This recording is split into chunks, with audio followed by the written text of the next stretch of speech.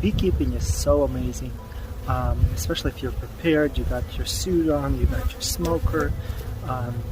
They're so important for our food production.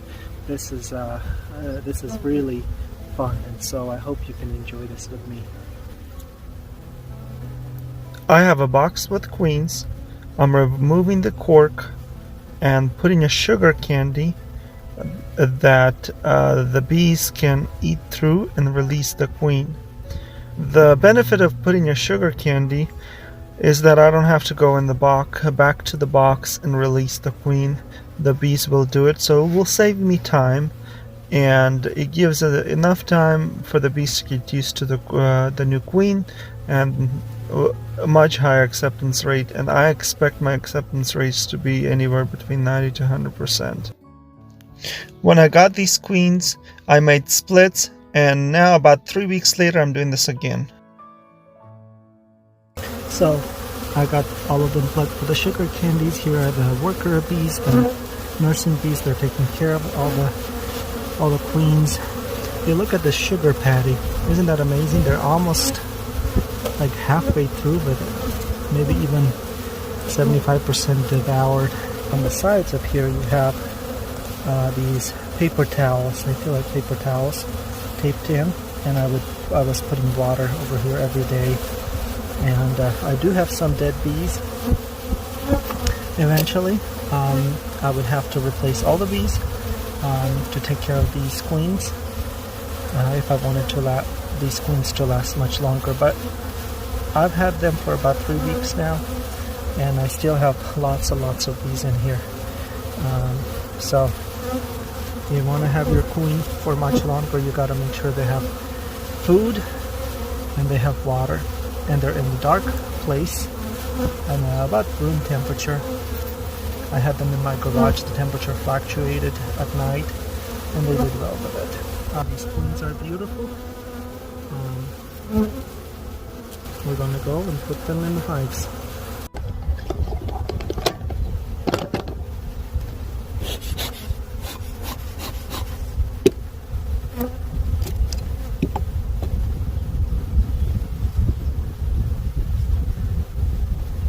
I created these splits yesterday evening, and so about 24 hours later I'm opening the hive to see what's happening in there.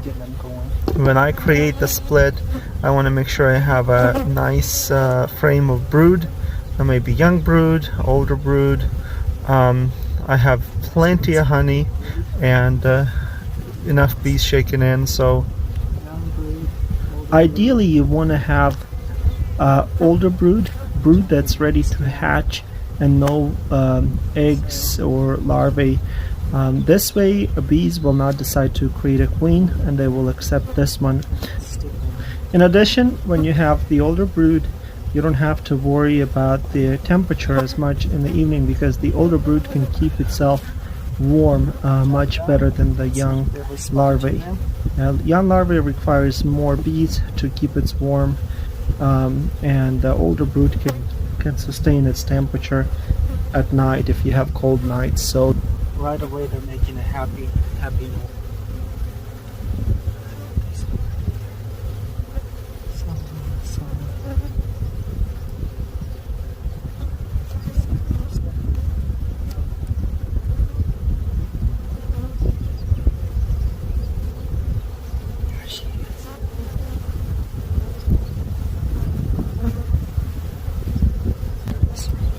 If you look inside the hive, I have double screen, so the bees from the bottom hive are not touching the bees from the top hive.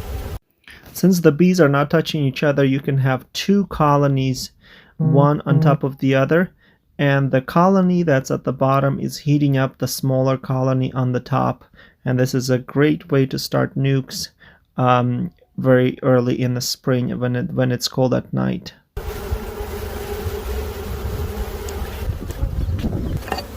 Just look at this, how they're caring for those queens. This is keeping you in the shade. It's warm outside. They're keeping them warm or cool, whatever they need.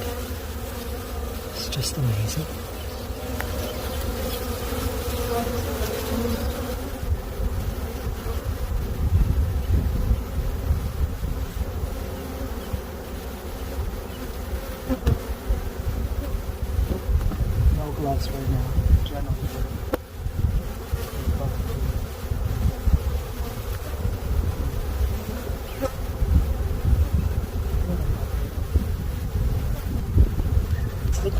their wings, how they're clapping their wings.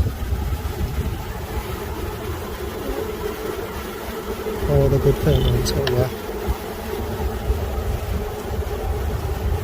The bees were queenless for the first 24 hours. And so now when the queen is introduced, they are super happy. They signal that they accept the queen. They're not queenless anymore. They're happy. This is like their dance of joy.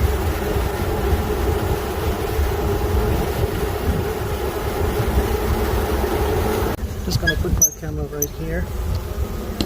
And I want you to listen. Just listen to them. If you notice the difference when I introduce the queen.